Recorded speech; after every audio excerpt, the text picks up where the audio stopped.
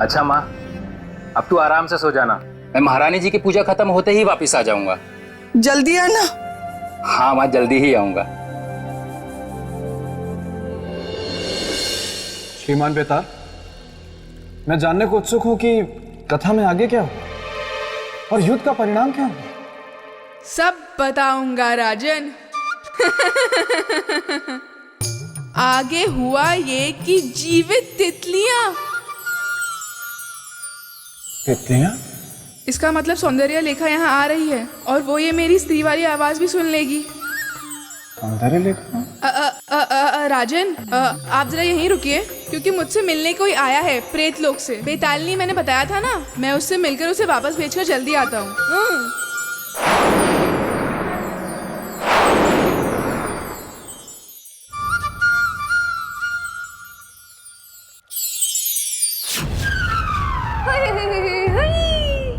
ओहो बेताल, तुम यहाँ हो और मैं तुम्हारा इंतजार वहाँ प्रेत लोक में कर रही थी। अरे बेताल, कुछ तो बोलो। क्या तुम मुझे देखकर खुश नहीं हो? कुछ तो कहो। अब इसको कैसे बताओ कि ब्रह्मदेव ने तो मुझे कुछ बोलने लायक ही नहीं छोड़ा। डांट दो या ताने मारो। देखो सौंदर्य लेखा। अरे बेताल, तुम तो बड़े हंसमुख हो। देखो सौंदर्य लेखा।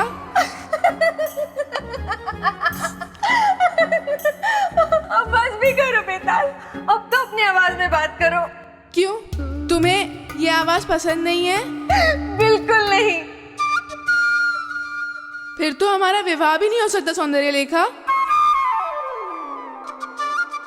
पर ऐसे क्यों? देखो सौंदर्य लेखा, ये एक बड़ी दुख भरी कहानी है। मेरी आवाज एक श्राप की वजह से हमेशा के लिए ऐसी हो गई है, अब कभी पहले जैसी नहीं हो पाएगी। तो विवाह करने का क्या अर्थ? नहीं नहीं बेटा, तुम तो मुझे ऐसे आवाज में भी पसंद हो। लेकिन मुझे पसंद नहीं है, मैं ऐसे विवाह नहीं कर सकता। अच्छा नहीं लगेगा। जब तुम बोलोगी तो लगेगा कि तुम बोल रही हो, और जब मैं बोलूंगा तो भी यही लगेगा कि तुम ही बोल रही हो। और जब सब कुछ बोलना ही तुम्हें है तो विवाह करने का क्या अर्थ? नहीं बेटा, ऐसे नहीं हो सकता। इस शाप का कोई तो तोड़ होगा। इसका सिर्फ एक ही तोड़ है सौंदर्य लेखा। किष्किंधा पर्वत जाना होगा। हम दोनों को? नहीं, सिर्फ तुम्हें। और वहां जाकर श्री बेतालेश्वर का जाप करना होगा 90 लाख बार। सोच लो। फिर अपना विवाह हो जाएगा? ठीक है, तो मैं अभी जाती हूँ।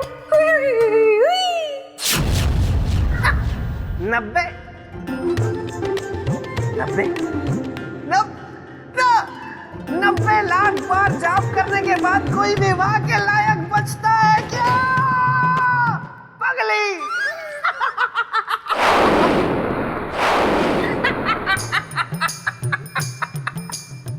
देखा राजन, कैसे चतुराई से विदा कर दिया मैंने उसे। 90 लाख बार जय बेतालेश्वर कहती फिरेगी पहाड़ों में पागलों की तरह। क्योंकि मैं हूं बेताल, जो गलने नहीं देता किसी की भी दाल। और आप करते रहते हैं ऐसे अनेकों अनेक धमाल। अच्छा वो सब छोड़िए, आप मुझे ये बताइए कि सम्राट और काल के बीच युद्ध में क्या हुआ?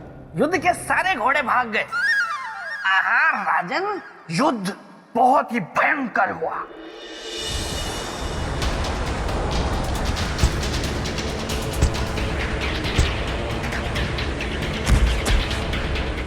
क्यों विक्रमादित्य, और करोगे परोपकार और बचाओगे उस घर के दीपक को?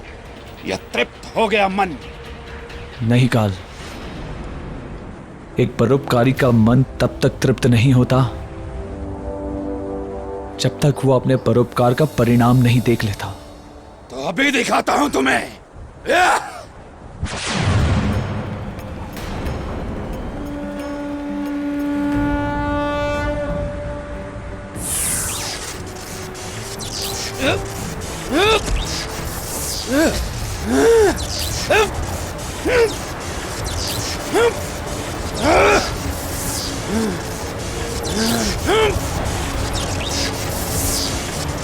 नहीं विक्रमादित्य, तुम मेरे साथ ऐसा नहीं कर सकते। खोलो मुझे। नहीं काल, हम तुमको तब तक नहीं खोलेंगे जब तक उस निर्दोष मनुष्य को मारने का विचार त्याग नहीं कर देते तुम। हंस लो काल, जितना चाहते हो उतना हंस लो। अब ये संसार एक क्रूर काल को रोते हुए देखेगा। तू रोएगा विक्रमादित्य, जब तुझे ये पता चलेगा जिसे बचाने के लिए तूने मुझे बांधा है वो स्वयं मृत्यु के मार्ग पे चल पड़ा है।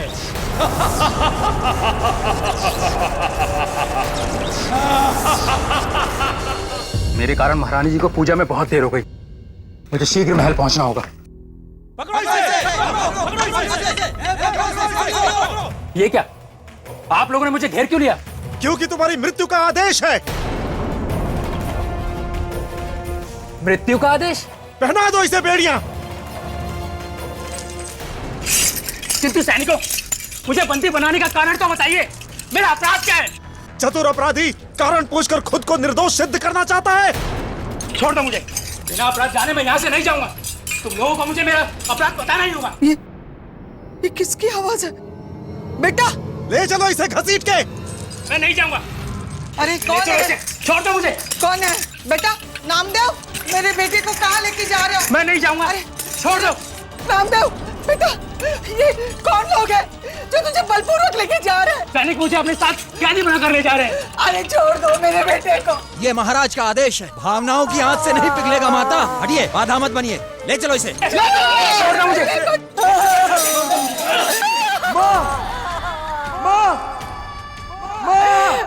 बेटे को छोड़ दो। विक्रमादित्य, खोल दे मुझे, अन्यथा पछताएगा तू। स्वयं के संकट में गिर जाने के भय से किसी निर्दोष के जीवन को संकट में नहीं छोड़ सकते आप। बहुत हट कर रहा है तू, विधि के विधान में बाधा डाल रहा है। मुझे मेरा कार्य करने दे। काल हूं मैं, काल को अपना शत्रु मत बना। शत्रु नहीं बना रहे हैं तुम्हें। जिस तरह से तुम अपना कार्य कर रहे हो, ठीक उसी तरह से हम भी अपना कार्य कर रहे हैं काल। अपने इस परोपकार का दुष्परिणाम जानता है तू। तू मेरा ग्रास बन सकता है। मुक्त कर मुझे। अवश्य मुक्त कर दूंगा तुम्हें, परंतु अभी नहीं। उस निर्दोष मनुष्य की मृत्यु की घड़ी टल जाने के बाद। विक्रमादित्य, मेरी एक बात याद रख। किसी की नियति बदलने के प्रयास में तू अपनी नियति को काल की भेंट चढ़ा रहा है। विक्रमादित्य!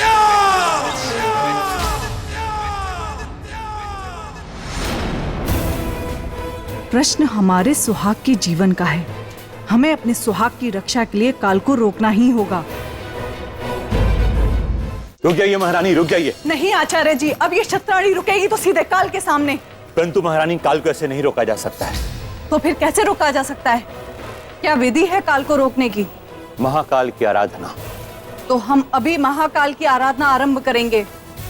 व्यवस्था की जाए। यह भी नहीं कर सकते महारानी। क्यों? अभी क्यों नहीं कर सकते? क्योंकि अभी वो घड़ी आई नहीं।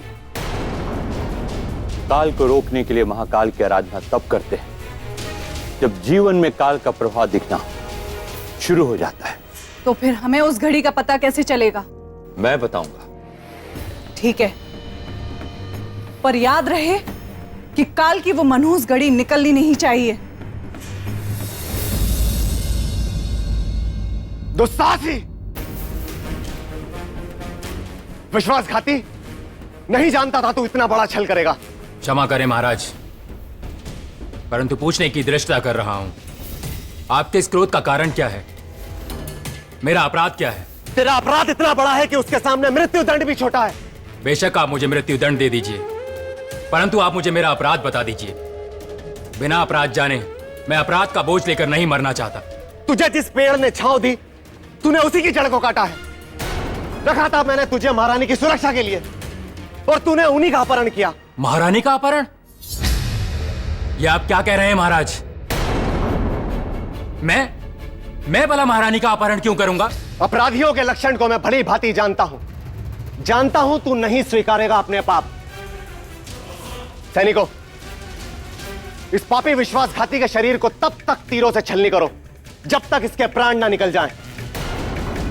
तेरे दंड से संसार सीख लेगी विश्वासघाती कि विश्वास की नाव में छेद करना कितना बड़ा अपराध है। ले जाओ इसे। महाराज, मैंने कुछ नहीं किया है महाराज, मैं निर्दोष हूं महाराज। मेरी बात सुनिए महाराज। महाराज, मेरी बात सुनिए महाराज। अरे कोई तो रक्षा करो मेरे बेटे की। अरे कोई तो बचाओ मुझे अंधी की लाठी को। कोई तो।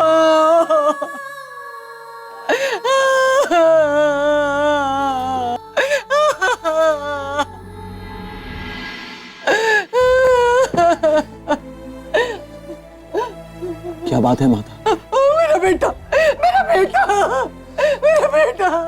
क्या हुआ आपके बेटे को? बिना कारण मेरे बेटे को राजा के सैनिक उठाकर ले गए। इसका मतलब हमें देर हो गई पहुंचने में। मेरा बेटा निर्दोष है, मेरा नामदेव निर्दोष है। आपके बेटे की रक्षा हम करेंगे, आप निश्चिंत रहें। कुछ नहीं होने देगी हम नामदेव को।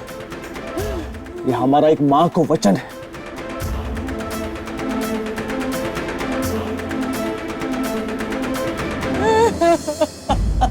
नामदेव, अभी भी समय है, अवसर देता हूं और क्षमा करने का अनुरोध भी करूंगा महाराज से। सेनापति जी, मैंने महारानी को नहीं छिपाया है, उनका अपहरण मैंने नहीं किया है।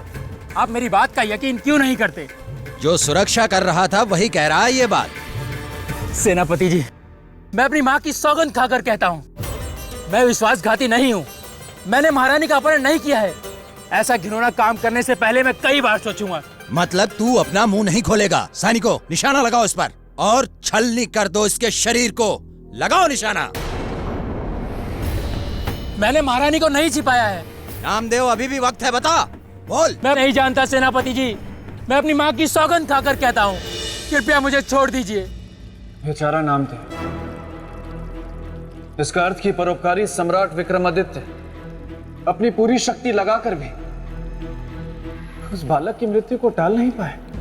राजन, आप जिनकी बात कर रहे हैं वो कोई छोटे मोटे राजा नहीं थे, बल्कि सम्राट विक्रमादित्य थे, और आप उन पर संशय कर रहे हैं। भूलिए मत राजन, जहां ना पहुंचे आदित्य वहां पहुंचे विक्रमादित्य।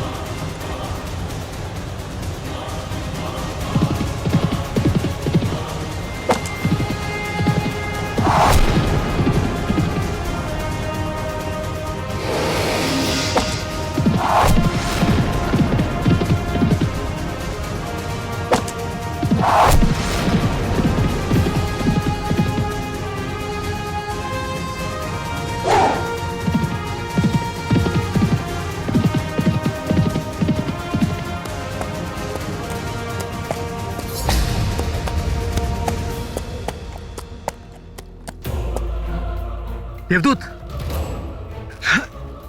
आप कुछ बोलते क्यों नहीं? आप ठीक है देवदूत?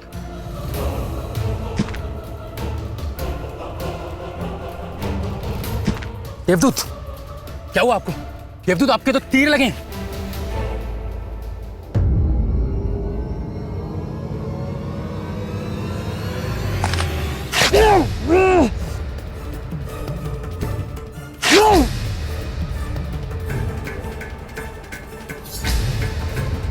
नामदेव,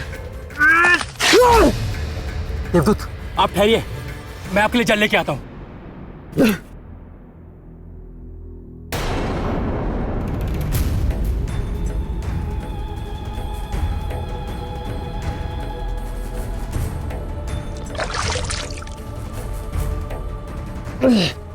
देवदूत, नामदेव, देवदूत,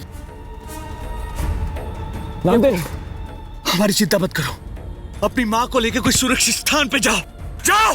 नहीं देवदूत, यूं घायल अवस्था में मैं आपको छोड़कर नहीं जा सकता। हट मत करो नामदेव, तुम्हारा जीवन संकट में, जाओ तुम। अपने प्राण बचाने वाले को छोड़कर चला जाऊं? नहीं देवदूत, किंतु एक बात समझ में नहीं आई, आपने मुझ जैसे साधारण व्यक्ति की जान बचाने के लिए अपने प्राण संकट में क्यों डाले? क्योंकि तुम निर्दोष हो, दोषी नहीं हो तुम, और एक निर्दोष को दंड देना दंड विधान पे कलंक है। काश आपके विचारों की तरह ही सारे राजाओं के विचार होते देवदूत। हम कोई देवदूत नहीं है नामदेव, हम एक साधारण मनुष्य हैं। चक्रवर्ती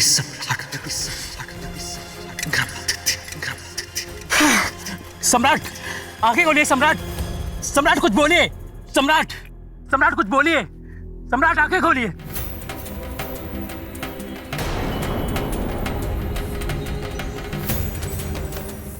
उज्जैन के नरेश सम्राट विक्रमादित्य,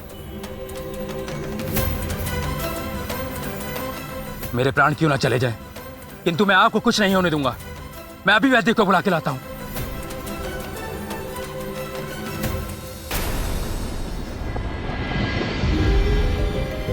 कोई सूचना ना कोई संदेश, न जाने कहां किस अवस्था में होंगे सम्राट। हे परमात्मा, ये किस धीरज की परीक्षा ले रहे हैं आप?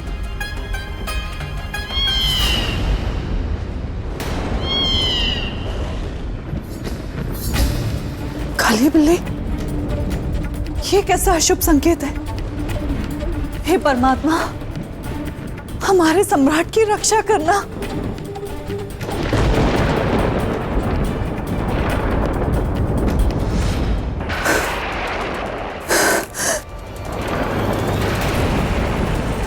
सिंदूर की धार, नहीं, हमारा सिंदूर नहीं बह सकता, हमारे स्वाग पर कोई संकट नहीं आ सकता। धीरज रखिए महारानी जी। धीरज? किस बात का धीरज रखें आचार्य जी? इस बात का जो मैं आपसे बताने जा रहा हूं। तो फिर शीघ्र ही बताइए। महारानी, सम्राट विक्रमादित्य के जीवन में राहु दोष प्रारंभ हो चुका है। वो है तो केवल आज रात्रि तक के लिए, परंतु क्या आचार्य जी? यदि आज की रात कुशलता से बीत गई तो सम्राट के जीवन में कोई अमंगल नहीं होगा। और यदि हुआ तो? ईश्वर न करे ऐसा हो, और यदि हुआ तो चिंता गहन है। तो हम उस चिंता की चिता जला देंगे आचार्य जी। ये एक क्षत्राणी सम्राट विक्रमादित्य की पत्नी चित्रलेखा का वचन है। आप बस हमें उपाय बताएं। उपाय है,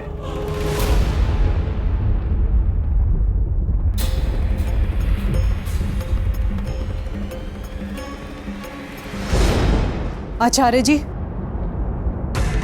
जब तक चित्रलेखा की नाड़ियों में सम्राट के नाम का रक्त बह रहा है, तब तक कोई काल उन्हें छू भी नहीं सकता। और यदि किसी काल ने उनके निकट आने का दुस्साहस भी किया तो एक सुहागिन का श्राप उसे जलाकर भस्म कर देगा।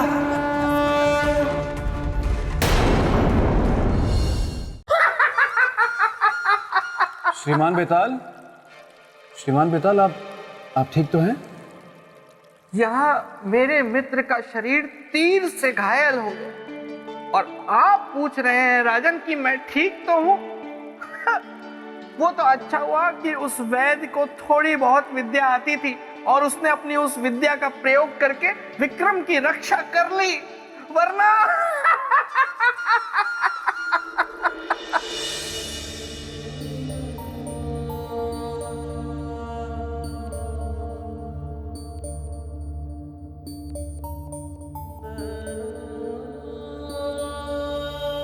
वैद्य जी। बेटे, मैं जितना उपचार कर सकता था मैंने कर दिया। अब बाकी ऊपर वाले के हाथ में है, क्योंकि तीर का विष इनके सारे शरीर में फैल चुका है। तो विष का प्रभाव कब खत्म होगा और इन्हें होश कब आएगा? प्रातः काल तक इन्हें होश आ जाना चाहिए। यदि होश न आए तो इनके सगे संबंधी को सूचित कर।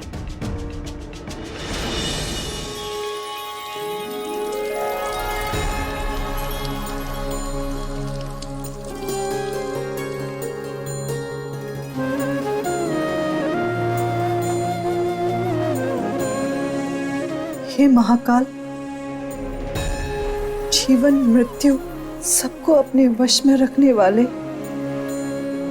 हे महाकाल, हमारी भी पुकार सुन लीजिए। हमारे आंचल में हमारे सुहाग का जीवन डाल दीजिए, डाल दीजिए।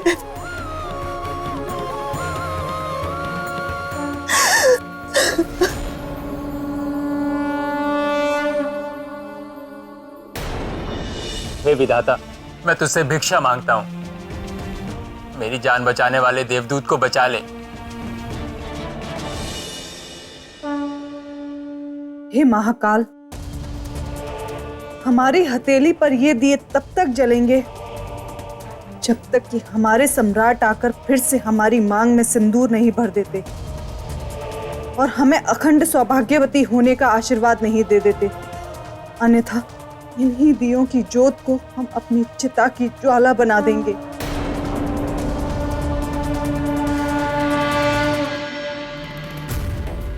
ओम त्र्यंबकं यजामहे सुगंधिं पुष्टिवर्धनम् उर्वारुकमिव बन्धनात् मृत्युर्मुक्षीयमामृतात्। ओम त्र्यंबकं यजामहे सुगंधिं पुष्टिवर्धनम् उर्वारुकमिव बन्धनात् मृत्युर्मुक्षीयमामृतात्। ओम त्र्यंबकं यजामहे सुगंधिं पुष्टिवर्धनम् उर्वारुकमिव बन्धनात् मृत्युर्मुक्षीयमामृतात्। हे महाकाल, ये कैसा नृत्य? ओम त्र्यंबकं यजामहे सुगंधिं पुष्टिवर्धनम् उर्वारुकमिव बन्धनात् मृत्युर्मुक्षीयमामृतात्। ओम त्र्यंबकं यजामहे सुगंधिं पुष्टिवर्धनम् उर्वारुकमिव बन्धनात् मृत्युर्मुक्षीयमामृतात्।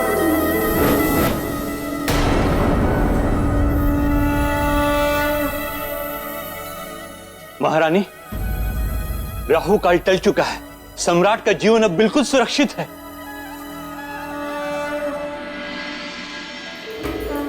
जय हो महाकाल, जय हो।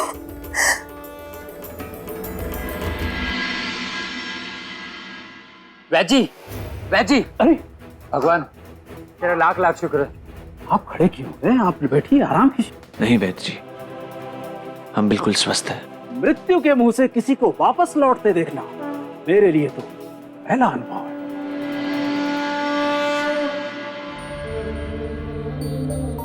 कभी कभी जो औषधि नहीं कर सकती वो आराधना कर जाती है। अवश्य ही आपका जीवन प्रार्थना और आराधना का ही फल है।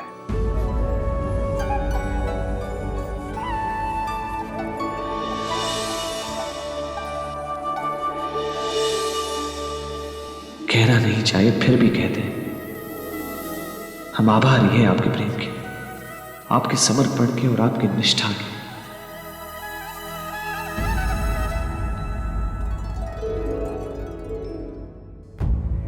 आपका बहुत बहुत धन्यवाद वैद्य जी।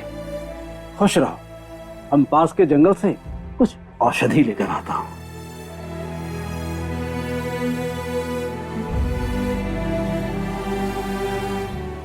नामदेव, ये जीवन आपकी ही देन है। मैं आजीवन आपका ऋणी रहूंगा।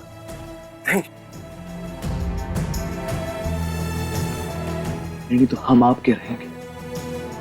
अपने जीवन की चिंता ना करते हुए आपने हमारे जीवन की रक्षा की। किंतु नामदेव, आप अभी भी संकट से मुक्त नहीं हो। सैनिक आपको अभी भी खोज रहे हैं। वे मुझे खोज कर भी नहीं ढूंढ पाएंगे। इस रात से मेरा मन उठ चुका है। मैं अपनी माँ को लेकर यहाँ से चला जाऊंगा। कहीं नहीं तो जंगल में ही चले जाएंगे, परंतु इस राज्य में कभी वापस नहीं आएंगे। कहीं और जाकर तू राजा से बच जाएगा, पर काल से नहीं। और काल से बचने का एक ही उपाय है, उस समस्या का अंत हो जिसके कारण तुम्हारे जीवन पर यह संकट आया है। नामदेव। जी सम्राट। आपकी मृत्यु दंड का कारण क्या अपराध किया था आपने? मेरी जानकारी में तो कुछ नहीं है, परंतु वे मुझे विश्वासघाती कह रहे थे। रानी को छुपाने की बात कर रहे थे। अब एक काम कीजिए, व्यास नदी के तट पर अपनी माता श्री के साथ हमारी प्रतीक्षा कीजिए। हम आपको वहीं मिलेंगे। जी सम्राट।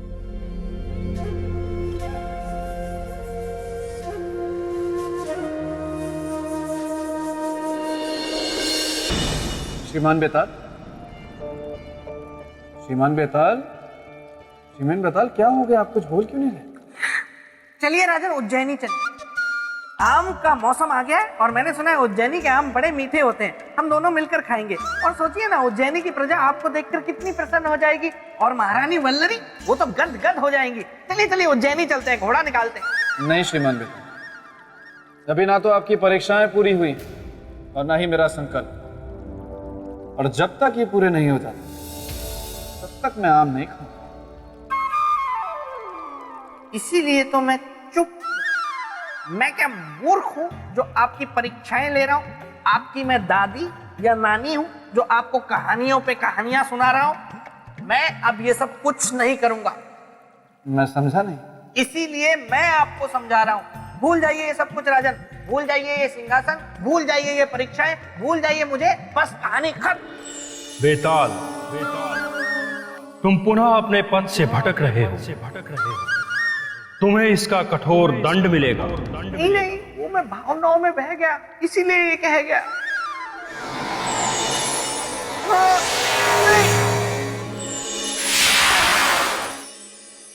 श्रीमान बेताल, कहाँ हैं आप? अरे यहाँ हूँ राजा भोज, यहाँ देखिए खेल हो गया है। कहाँ हैं? आपकी आवाज तो सुनाई दे रही है लेकिन आप नहीं दिखाई दे रहे। अरे यहाँ देखिए ना। श्रीमान बेताल, आपने अपना कद छोटा क्यों कर लिया? ये मेरी शक्ति है। मैं अपनी शक्ति से अपना कद कितना भी छोटा कर सकता हूँ और कितना भी विशाल का है। मुझ में बहुत सी ऐसी शक्तियां हैं जिनके बारे में मैंने आपको नहीं बताया राजा भोज। एक एक करके निकालता हूँ। कभी मैं शेर भी बन जाता हूँ, और जब मैं शेर बन जाता हूँ तो फिर आसपास कोई दिखाई नहीं देता। आप ये सब छोड़िए, आप सुनिए आगे क्या हुआ। अवश्य। मैं बड़ी कथा आपको छोटे कद से सुनाऊंगा। कैसे बचकर गया वो घुड़सवार? क्षमा करें महाराज, वो हमारे हाथों से बचकर अवश्य चला गया है, पर काल के हाथों वो नहीं बचेगा। हमने तीरों से पूरी तरह उसे भेद दिया है। राजन, परोपकार की रक्षा के लिए मेरे मित्र विक्रमादित्य अपने प्राणों को भी दांव पर लगा दिया, और नामदेव का जीवन बचाने के लिए अपने जीवन की आहुति देने से भी नहीं चूके, और रुद्र प्रताप के सम्मुख जाकर खड़े हो गए। सेनापति, उसका पकड़ा जाना महत्वपूर्ण था, उसका जीवित होना या मृत होना नहीं। यदि तुम लोग उसको पकड़ लेते तो नामदेव के उस षड्यंत्रकारी साथी से हम महारानी का पता लगा सकते थे। महाराज, महाराज,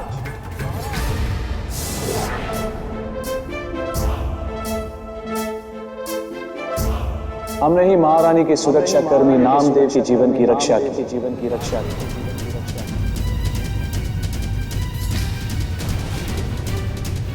चक्रवर्ती सम्राट विक्रमादित्य, आप?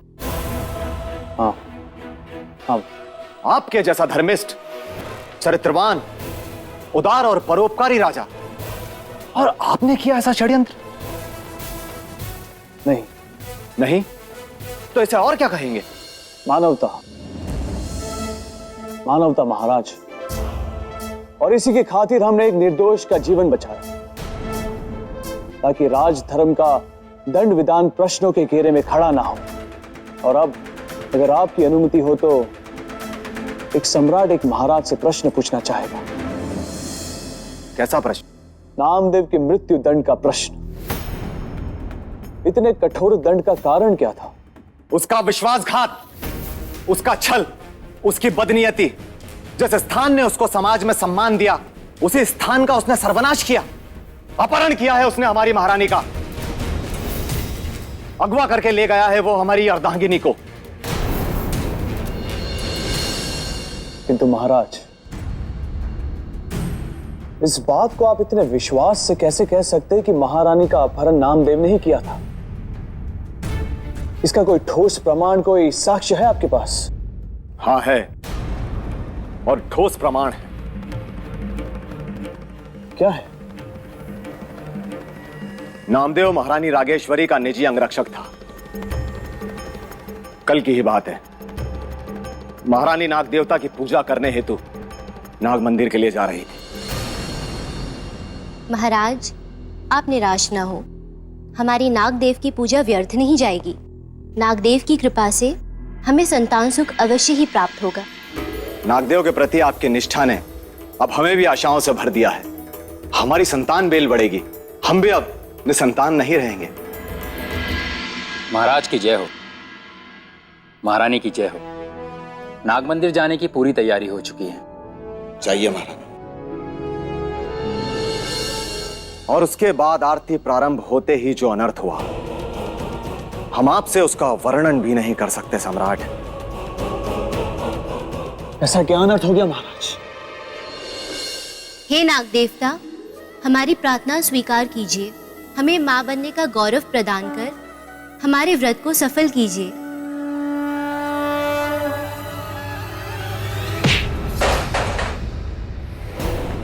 आपका व्रत अवश्य पूरा होगा महारानी, आप अवश्य मां बनेंगी, किंतु नागदेव की कृपा से नहीं, हमारी कृपा से। चलिए हमारे साथ। नामदेव, हमारा हाथ छोड़ो, होश में आओ। दासियों, सैनिकों को बुलाओ। आदेश नहीं महारानी, अनुरोध कीजिए, क्योंकि आदेश अब हमारा अधिकार है और उसका पालन आपका। और हमारा आदेश यह है कि अभी आप हमारे साथ चलेंगे।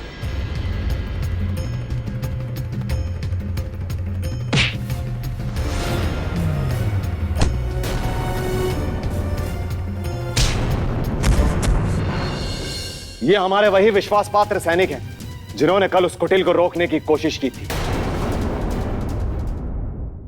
ये हमारे वही विश्वास पात्र सैनिक हैं जिन्होंने कल उस कुटिल को रोकने की कोशिश की थी। नामदेव का वैसा भयानक रूप हमने आज तक नहीं देखा सम्राट। और सम्राट, ना जाने उसमें इतनी शक्ति कहां से आ गई। हम लोग मानो उसके सामने चींटी थे। बोलिए, क्या आप भी आपको कोई प्रमाण चाहिए, कोई साक्ष्य चाहिए उसके विरुद्ध? महाराज, कभी कभी रस्सी को देखकर भी सांप का भ्रम हो जाता है। आप कहना क्या चाहते हैं? यही कि नामदेव निर्दोष है। मुझे आपकी इस बात से दुख कम और आश्चर्य अधिक हो रहा है कि आपके जैसा गुणी व्यक्ति ऐसी बात कर रहा है। नामदेव के समर्पण को, उसके कर्तव्य परायणता को आप देख भी नहीं पा रहे। महाराज, इसीलिए आपसे अनुरोध है कि हमारे आने तक नामदेव को दंडित करने का अपना यह निर्णय स्थगित रखिएगा। आशा है कि आप मान रखेंगे हमारी अनुरोध का। ठीक है, हम आपके आने तक प्रतीक्षा करेंगे। धन्यवाद। और महारानी रागेश्वरी के स्वागत की भी तैयारी करके रखेगा।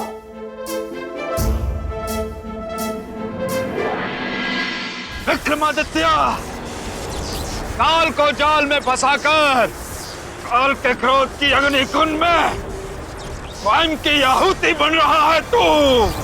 इसका अंजाम बहुत बुरा होगा विक्रमादित्य।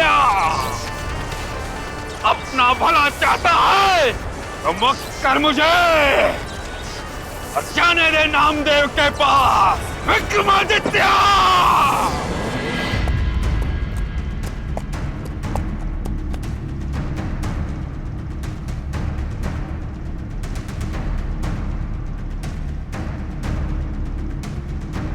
कहां से आ रहे हैं सम्राट? तुम्हारे महाराज रुद्र प्रताप से मिलकर। तो उन्होंने मेरे अपराध के बारे में कुछ बताया? हाँ। क्या बताया? कि कल नाग मंदिर से महारानी रागेश्वरी का अपहरण तुम्ही ने किया था। नहीं सम्राट, ये सरासर झूठ है। मैं अपनी महारानी का अपहरण क्यों करूंगा? कल तो मैं राजमहल गया ही नहीं था नौकरी पर। हाँ सम्राट, ये सत्य कह रहा है। ये कल मेरे पास ही था। ये क्या कह रहे हो तुम? तो फिर नाग मंदिर में महारानी के साथ कौन था? कौन था जिसने तुम्हारा वेश धारण कर सभी को धोखे में रखा? किसी पे कोई संदेह या फिर ऐसी कोई घटना जिससे अपहरण के संकेत मिले हो? याद करो नामदेव, कुछ याद आया?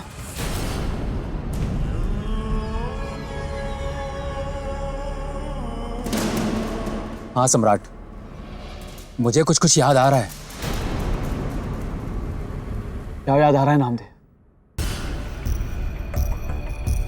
सम्राट, महारानी नागदेव की पूजा करने के बाद जब आरती आरंभ करती थी तो एक सर्प आता था और एकटक उन्हें देखता रहता था।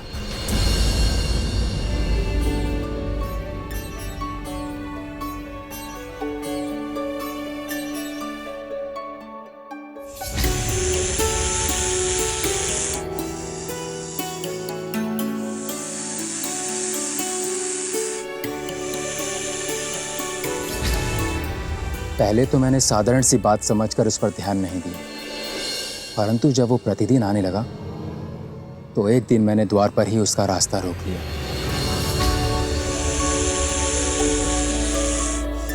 रुको, कौन हो तुम और क्यों आते हो प्रतिदिन यहाँ? युवक, छोड़ मेरा मार्ग और मुझे जाने दे। बिना परिचय जाने नहीं दूंगा। परिचय चाहिए? हाँ, क्योंकि मैं महारानी का निजी अंगरक्षक हूं।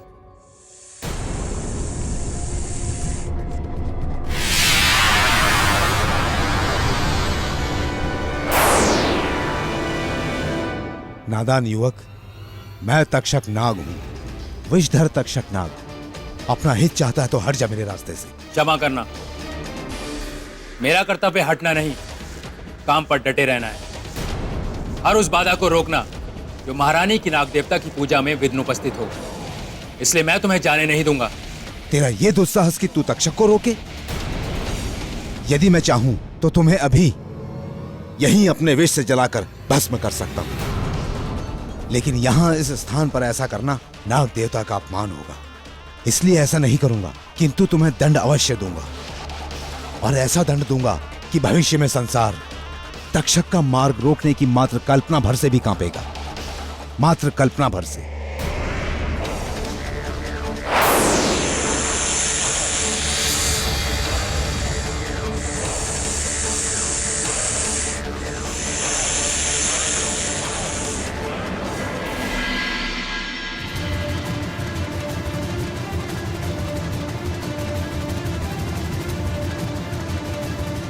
इसका अर्थ है कि तक्षक नाग के साथ तुम्हारी बहस हो गई। हाँ सम्राट, समझ गए।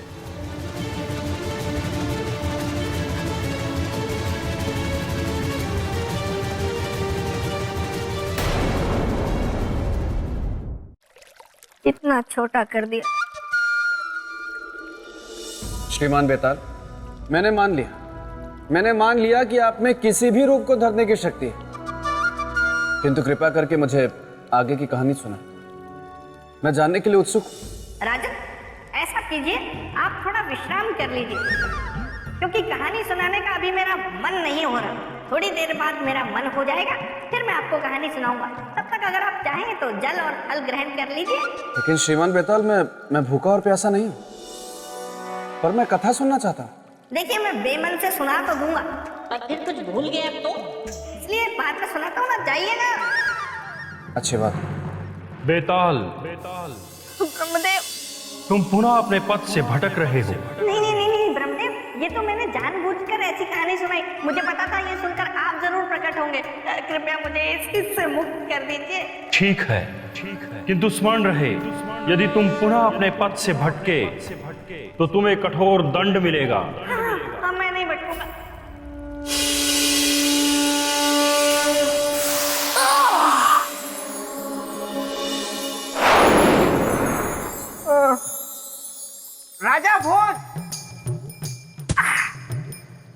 श्रीमान बेताल, आपको आपके वास्तविक रूप में देखकर मुझे अत्यंत प्रसन्नता हो रही। धन्यवाद राजन।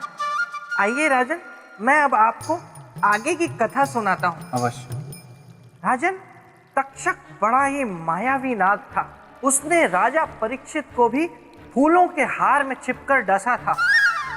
उसके बाद वो मन ही मन हंसा था। और तो और कलयुग के आने का कारण भी वही बना।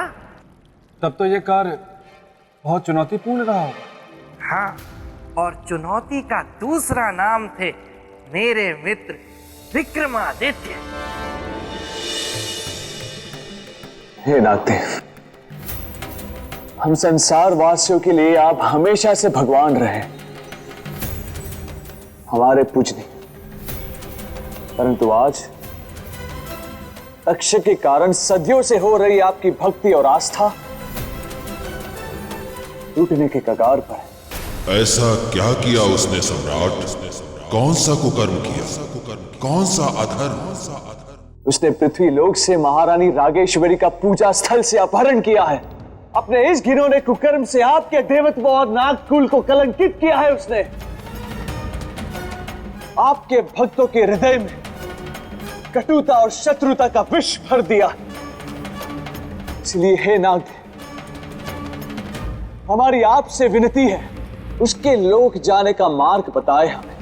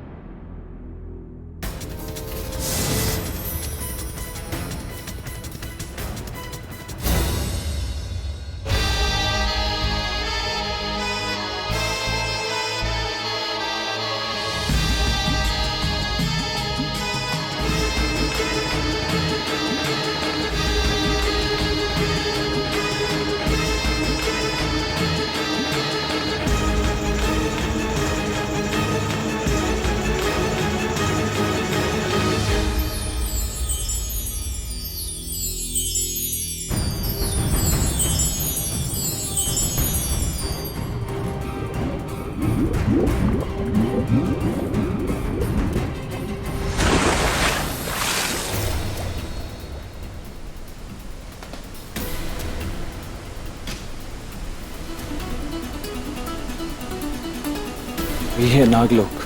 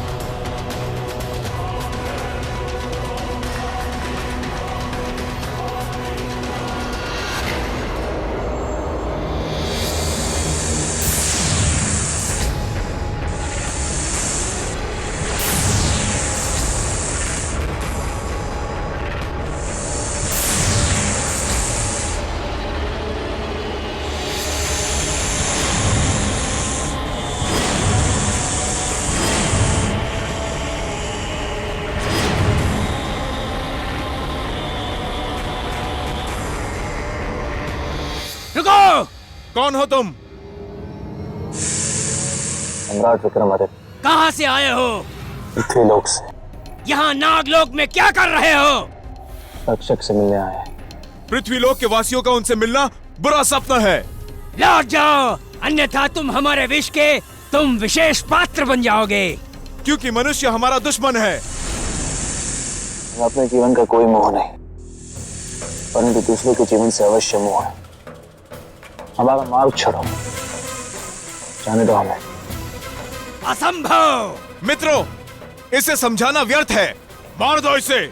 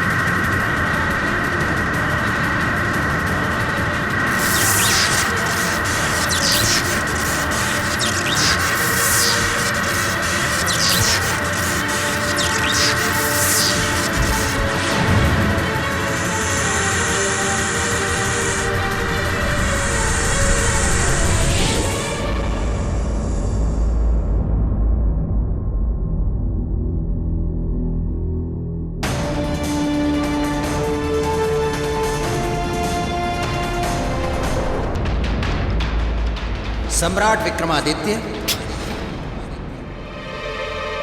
हमें क्षमा करें सम्राट विक्रमादित्य।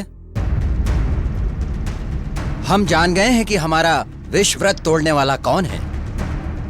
नागराज का प्रणाम स्वीकार करें सम्राट, और नागलोक में आने का उद्देश्य बताइए।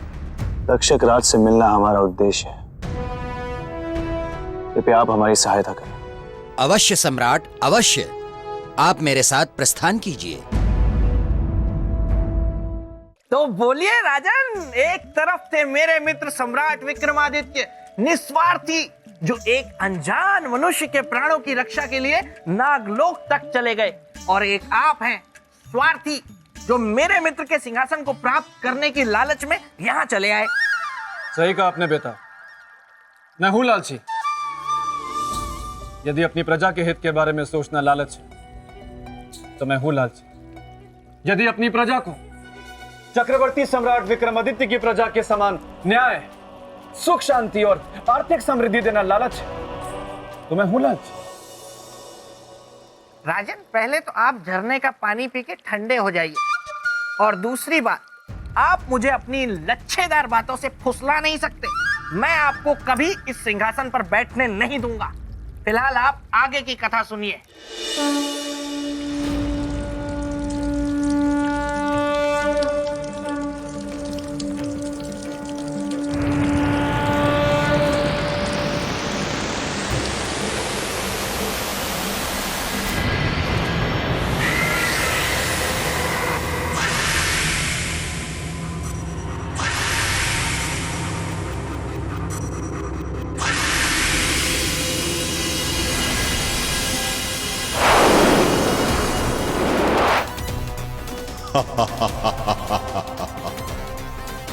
आज के इस शुभ दिन बधाइयां गूंजेंगी इस नागलोक में, क्योंकि तक्षक अपने परम शत्रु मनुष्य की सबसे बड़ी कमजोरी, उसकी एक और पतिव्रता स्त्री के सतीत्व का आज हरण करेगा, उससे विवाह करेगा। एक और जहां मेरे इस कार्य से मेरा प्रतिशोध एक कदम आगे बढ़ेगा, वहीं दूसरी ओर मेरा बल और बलवान होगा।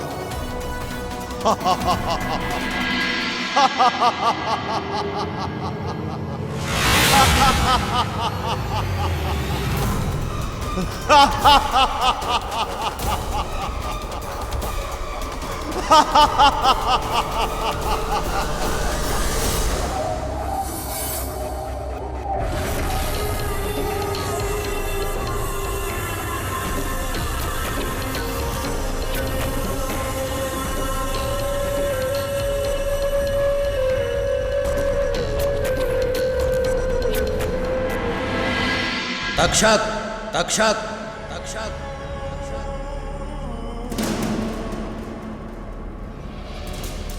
आइए नागराज, पधारिए।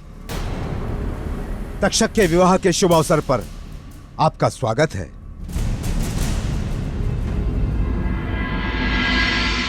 स्वागत सत्कार तो बाद में होता रहेगा तक्षक। पहले सम्राट विक्रमादित्य के मन में बैठे संशय को दूर करो। कैसा संशय? तक्षक, क्या यह सत्य नहीं कि तुमने महारानी रागेश्वरी का अपहरण किया और उन्हें बंदी बनाया? बंदी? अपहरण? नहीं नहीं, मैंने किसी का अपहरण नहीं किया है और ना ही किसी को बंदी बनाया है और ना ही किसी पर बल प्रयोग किया है। ऐसा कहकर आप तक्षक राज पर झूठा आरोप लगा रहे हैं।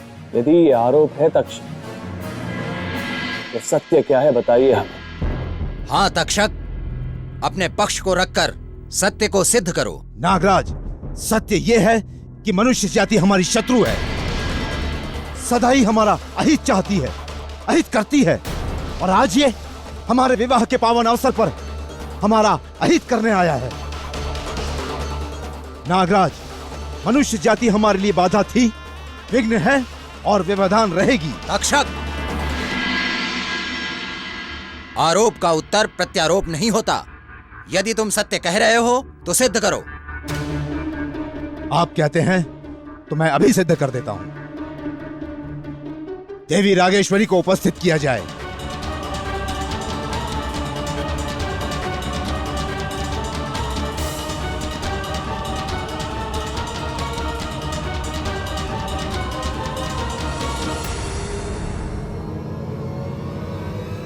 सम्राट, भाग्य मनाओ कि तुम नागराज के साथ हो, अन्यथा सारा संसार जानता है कि मैं कौन हूं।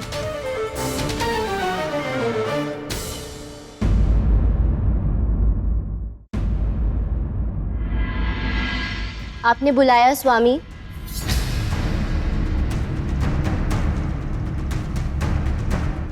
महारानी रागेश्वरी। हाँ देवी, आइए। देखिए, हमें देने के लिए कुछ विशेष भेंट लेकर पृथ्वी के परोपकारी सम्राट विक्रमादित्य आए हैं। कैसी भेंट? हमारे विवाह की भेंट? हाँ, और वो भेंट है आरोप की। इनका कहना है कि हमने आपका अपहरण किया है और आपसे आपकी इच्छा के विरुद्ध विवाह कर रहे हैं। नहीं सम्राट, ये गलत है। हम स्वयं की इच्छा से इनसे विवाह कर रहे हैं।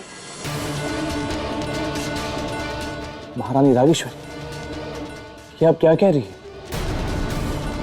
आप विवाहित हैं, महाराज रुद्र प्रताप की पत्नी हैं आप। होंगे कभी, परंतु अभी हम केवल इनसे प्रेम करते हैं।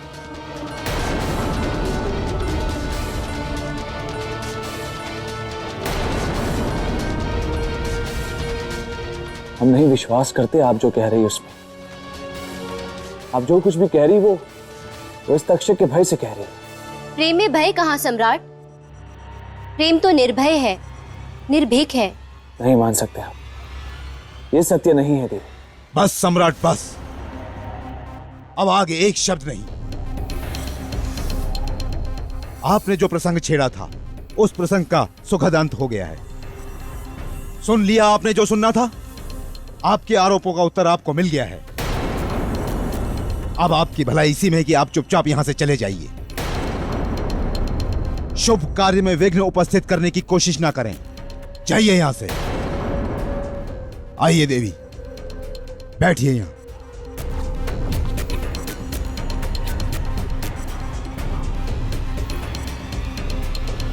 और सम्राट विक्रमादित्य, हमारे हृदय की विशालता को देखिए। आपने हम पर आरोप लगाए, पर हम आपको आमंत्रण दे रहे हैं अपने विवाह में साक्षी होने का। विवाह संपन्न होने पर ही जाइएगा।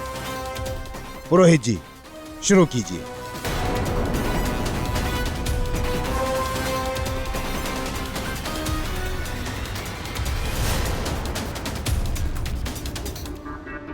महारानी रागेश्वरी की बातों ने तो हमें दुविधा में डाल दिया है। उनकी बातों से तो हमारा उद्देश्य, हमारा संकल्प, हमारा वचन सब बेकार हो जाएगा। किस बल से हम लोगों का सामना करेंगे? कहां गए सम्राट विक्रमादित्य? और अब तक लौटे क्यों नहीं?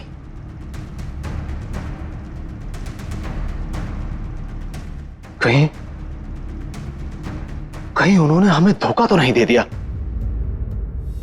महारानी रागेश्वरी चाहे कुछ भी कहे, परंतु हमारी आत्मा यह कहती है कि असली अपराधी तक्षक ही है, और नामदेव के जीवन को बचाने के लिए हमें किसी भी कीमत पर तक्षक को पृथ्वी लोक ले जाना होगा। पुत्र, अब छोड़ दे सम्राट के आने की आस और चल, इससे पहले कि रुद्र प्रताप के सैनिक फिर से तुझे पकड़ने आ जाए, हम लोग कहीं और चले जाते हैं। पुत्र, पुत्र।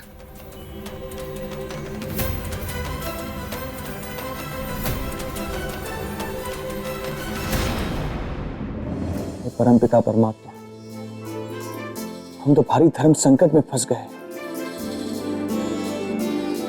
एक तरफ कालदेव बंधे हुए और दूसरी तरफ महारानी रागेश्वरी तक्षक के छल की शिकार हुई। अनर्थ ना हो जाए इसलिए तब तक कालदेव को मुक्त नहीं कर सकते जब तक इस समस्या का हल ना हो जाए। विक्रमादित्य, मुक्त कर मुझे, अन्यथा तू नहीं जानता जिस परोपकार को तू अपने आत्मिक सुख और संतोष का कारण समझ रहा है, वही तेरे लिए कष्टकारक बन जाएगा। तो मुक्त कर मुझे विक्रमादित्य।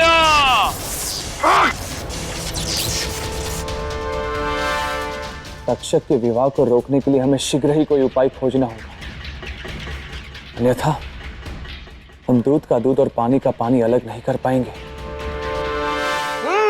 क्या हुआ राजन? है ना ये भंवर जा? बताइए बताइए, क्या हुआ होगा आगे? श्रीमान बेताल, ना तो सत्यत्व भंग हुआ होगा और ना परोपकार की पराजय हुई होगी, क्योंकि अगर एक सत्य है तो दूसरा धर्म, और दोनों अटल है। कर दी ना आपने फिर से वही घिसी पिटी किताबी बातें शुरू। राजन, थोड़ा तो दिमाग लगाइए, समझिए बात को।